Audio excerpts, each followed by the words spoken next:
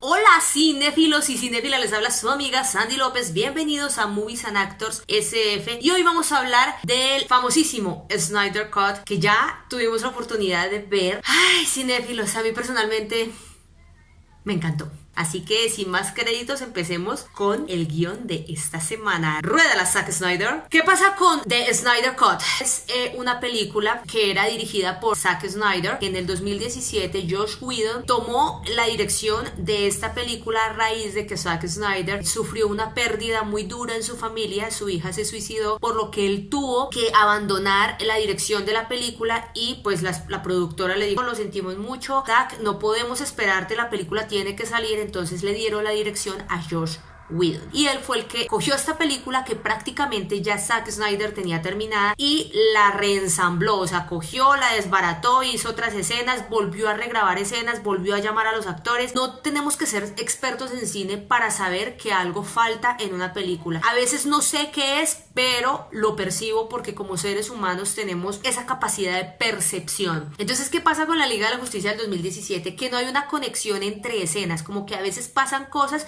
y tú dices, pero esto por qué llegó acá, esto por qué llegó allá, no entendí, cómo así. Muy probablemente Joss Whedon lo que creía, lo que pensaba era que no eran necesarias, y sí, eran muy necesarias ponerlas dentro de la película para conectar una escena con otra. Mientras vi la película, tomé unos apuntes acá en mi cuadernito de apuntes para contarles a ustedes qué fue lo que más me llenó así como de entusiasmo ver el Snyder Cut. La Liga de la Justicia del año 2017 con la de ahora del 2021, el Snyder Cut, es decir, es la misma vaina, niño, pero es una cosa completamente diferente. ¡Ay, pero qué idiota! ¿Cómo así es? ¿Si es diferente o no es diferente? Bueno, la historia es completamente la misma. Sabemos que hay un villano que está tras unas cajas madre y esas cajas madre las quieren reunir para darle un poder infinito a un ser mucho mayor que conquista mundos. Batman, quien se siente un poco culpable por la muerte de Superman en Batman vs Superman, quiere reunir a unos metahumanos con habilidades extraordinarias para combatir esta maldad que está llegando al planeta. Pero hay una gran diferencia y es que aquí hay dos personajes o dos villanos importantísimos. Joss Whedon dijo: no dejemos a Steppenwolf, ¿para qué vamos a poner a Darkseid? Pues no es necesario. Pero lo diferente de la película es la construcción de todas estas escenas y cómo hay un arco en todos los personajes, que es lo que no tiene la película del 2017. Hay un villano, reunamos superhéroes y combatamos a este villano, pero durante ese transcurso de la historia no vemos una evolución en los personajes como lo vemos acá en el corte de Zack Snyder. Entonces vamos a empezar. Lo que yo apunté acá y lo que empecé a ver es el formato. El formato es cuadrado, estilo WandaVision, los dos lados negros y arriba y abajo la imagen va completo. Lo que pude leer es que Zack Snyder lo quería dejar así para no perder ciertos detalles de la película, ¿cierto? No la quería poner en formato de cine, en formato que nosotros estamos acostumbrados porque no se pierden detalles. Creo que la película fue rodada en ese formato con la intención de mostrar mucho más detalles. De hecho, cuando yo la empecé a ver, yo dije: ¿será que hay un error acá? ¿Será que esta no es la película? ¿Será que es una película pirata? Pero después empecé a adelantarlo, me di cuenta que toda la película estaba en ese formato y tuve que entrar a internet para leer si es que en realidad la película estaba hecha en el formato televisivo y no de cine. Una de las cosas que más me impactó fue el sonido de la muerte de Superman, la voz de Superman gritando, esas ondas yendo por todo el planeta y avisándoles a todos los humanos que Superman está muriendo. Las cajas madres se manifiestan ante el sonido de la voz de Superman, como que las cajas madres empiezan a despertar porque se dan cuenta que ya no hay alguien que como que las cuide o como que las resguarde. Yo soy fan de ver créditos, no sé si ustedes lo hacen, pero yo siempre que empiezo a ver una película veo los créditos. Es que me di cuenta que esta película fue producida por Christopher Nolan. Christopher Nolan fue el que dirigió la trilogía de Batman protagonizada por Christian Bale. Una de las cosas que me gustaron mucho y que pude detectar es que hay muchos planos a más detalle. Los planos en contrapicado y en picado. Recordemos que en fotografía este tipo de planos son importantes para construir un diálogo cinematográfico. En este caso era engrandecer al personaje o hacerlo mucho más pequeño. Muchas de estas escenas generan mucho más dramatismo y más impacto en el espectador y también pues aportan a la historia. La película estaba dividida por capítulos, como si fuera un libro. La primera primera parte se llama No cuentes con ello. Una de las cosas que más me gustó es cómo la gente le canta a Aquaman en símbolo de agradecimiento porque él los cuida prácticamente. Él es el que lleva comida a la gente porque viven en una parte supremamente alejada. Me pareció súper lindo y yo no entiendo por qué Josh Whedon borró esa parte de la película. Yo imagino que el tipo cogió la película y dijo, no, ¿esto para qué? No, ¿esto para qué? ¿Esto para qué? Demos todo eso, y le quitó la esencia a la película. Que sea oscura, más emotiva, más fraternal. En esta película se notó que Zack Snyder lo hizo de corazón. Vemos que los colores son mucho más oscuros y que se utilizan muchas lentes gran angulares cuando vemos a Wonder Woman encima de la estatua. Ella está como mirando hacia abajo, que algo está sucediendo, un gran plano general que hace que la imagen no se vea tan plana, sino con más dinamismo. Bueno, otra de las cosas que más me gustó, y obviamente Wonder Woman es mi superheroína favorita, las escenas de la Mujer Maravilla están mucho más trabajadas. Cuando vemos que ella entra a ver a los rehenes que tienen estos terroristas, hay más movimientos y se le da mucho más protagonismo al personaje cuando ella está en plena acción y en plena lucha para ayudar a los demás. Se ven mucho más trabajadas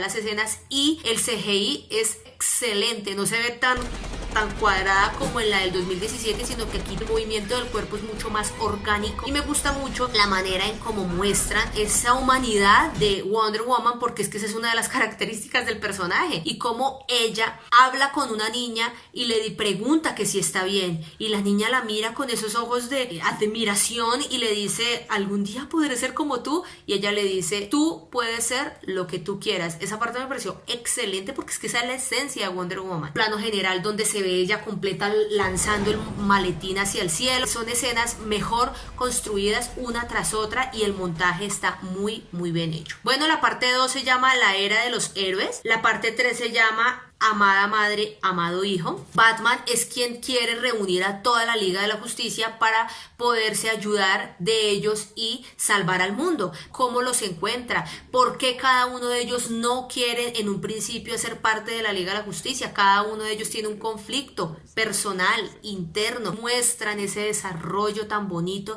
de los personajes de DC Comics. Flash, que es Barry Allen, el conflicto de su padre en prisión. Aquaman, con ese conflicto de que su madre lo abandonó desde que él era muy pequeño y él solo vivió con su padre, porque cada uno sufre con sus demonios propios, sus demonios internos, y cómo tienen que superarlos porque hay un mal mayor y hay un propósito mucho más grande, que es salvar a la humanidad. Una de las cosas que más me gustó es que en esta película cuentan cómo Steppenwolf sabe dónde está la caja madre de los atlanteanos. En la Liga de la Justicia del 2017 simplemente Steppenwolf llega a Atlantis a llevarse la caja. Llegó a Atlantis muy relajado, peleó con Aquaman, con Mera y con otro atlanteano y les robó la caja madre. Pero ¿cómo carajos llegó ahí? Recordemos que Steppenwolf es un súbdito, él está siguiendo a un villano mucho mayor que él, por ende no se las sabe todas, no es tan sabio como deberíamos creerlo. Steppenwolf también ha cometido errores en el pasado y quiere redimirse con un ser superior a él,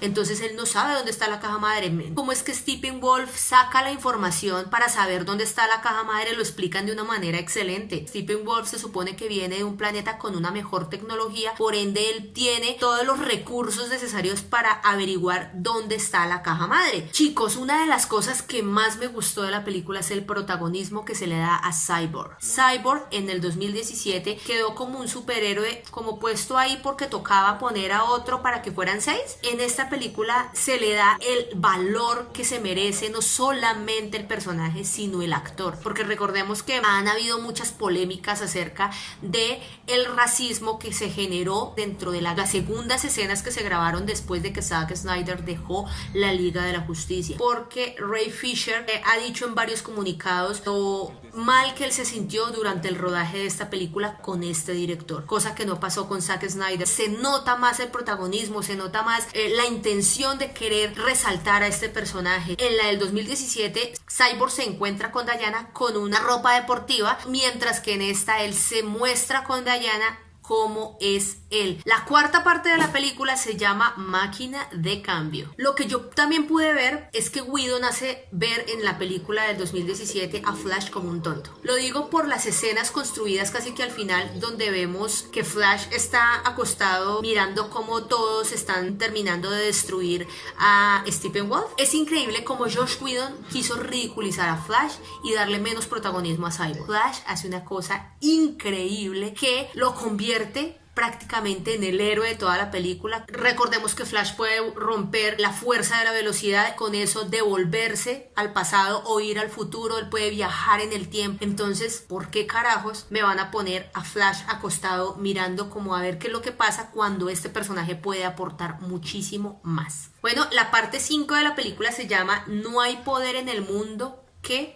puntos suspensivos. Otra de las grandes diferencias es que aquí, en el corte de Zack Snyder, Diana no pone objeción para revivir a Superman, cosa que sí pasa en la película del 2017. Yo buscaba como todas las diferencias y yo decía, pues pucha, a ver qué va a hacer Diana cuando todos digan que tienen que revivir a Superman. Bueno, otra cosa que me pareció absurda de la película anterior y que me gustó en esta es que Batman o Bruce Wayne no llama a la caballería. ¿Qué es eso de llamar a la caballería? ¿Qué es esa mierda? Lois está comprando un café y en ese momento en el que está comprando el café se da cuenta que Superman ha revivido y ella llega al sitio donde está Superman y simplemente lo convence de que no le siga haciendo daño a Batman y se vayan. Es decir, Batman no es quien llama a la caballería. Batman jamás le dice a Lois que vaya, por si acaso. A Joss Whedon yo no sé qué se le pasó por la cabeza pensar que Batman iba a ir a hablar con Lois y le iba a decir, ay venga, yo voy a revivir a Superman y por si acaso entonces usted llegue allá y me ayuda, ¿sí? No, a Batman nunca se le ocurre eso. Lois llega ahí coincidencialmente porque está comprando un café y esto lo conectan con una escena inicial en la que ella todos los días le lleva un café a un policía y también a su gran amor y a la tumba de Superman. O sea, hágame el favor, esta parte, estas dos escenas como están bien escritas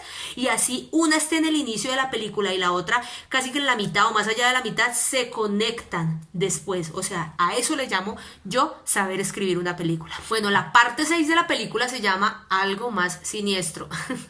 Es que la palabra siniestro a DC Comics le queda perfecto. Una de las cosas también que me pareció súper chévere y escenas más desarrolladas, Lois y Clark Kent entran a la casa y Lois le entrega la camisa de leñador que él siempre se ha puesto. Me parece más lindo esa parte porque en la Liga de la Justicia del 2017 Clark y Lois están en la granja, ella le toma la mano como para decirle entremos a la casa y de ahí pasa otra escena que no recuerdo cuál es y después vuelven y ellos están afuera otra vez. Pero luego Lois no le toma la mano para que entren a la casa y después otra vez están afuera. O sea, ¿quién cortó esa vaina? Y gracias, Joss Whedon, tú lo cortaste, sí. Bueno, Steppenwolf tiene un propósito mucho más grande que el de conquistar y es redimirse con un ser más poderoso y siniestro que es Darkseid. Esta parte en la que invoca a Darkseid, él se quita la armadura y se muestra simbólicamente hablando como desnudo. Me quito la armadura ante ti, me doblego ante ti porque tú eres mayor y yo voy a hacer lo que tú me pidas. Aquí le dan más protagonismo obviamente a Steppenwolf, pero desde una perspectiva diferente, no el de querer conquistar. Él lo que quiere es redimirse con un error que él cometió con un ser mucho mayor, mucho más poderoso, más oscuro, mucho más siniestro. Bueno, y el epílogo, que ya es prácticamente ese final,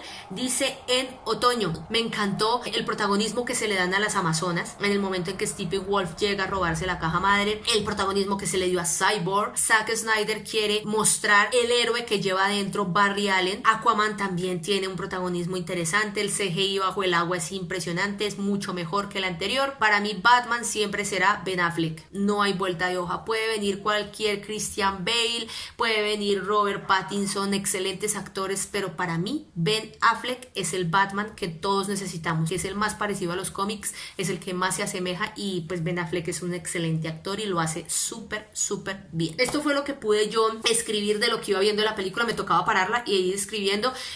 Bueno, que veo, uy, sí, súper chévere, esto se lo voy a contar a los cinéfilos, uy, sí.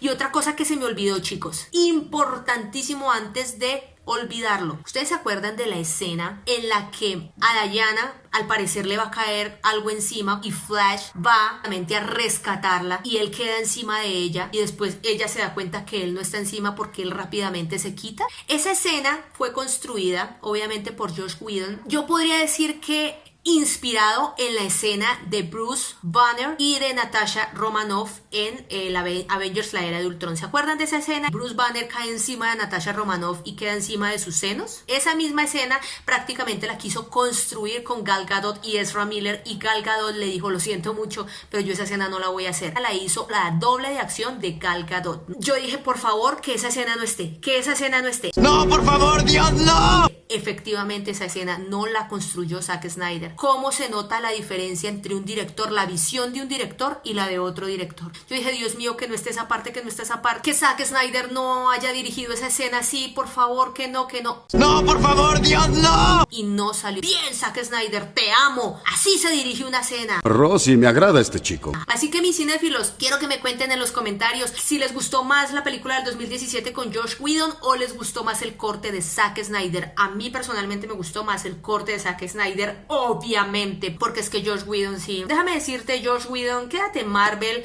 Yo amo Marvel. Marvel es otro cuento, Marvel es color, Marvel es risas. Es bellísimo. Y DC Comics es una cosa completamente diferente. Josh Whedon, no vuelvas a DC Comics, por favor, por favor. No, God, please, no, no. Muchas gracias por verme y escucharme. Ustedes son maravillosos. En este momento están saliendo mis redes sociales aquí abajo en la caja de descripción. También se los dejo. Si les gustó el video, no olviden suscribirse al canal, dar like, comentar y compartir. Mis cinéfilos, adictos y amantes del cine, en especial de las películas de superhéroes, ya sea de Marvel o DC Comics, los quiero muchísimo. Un abrazo gigante. Nos vemos la próxima semana. Chao, chao.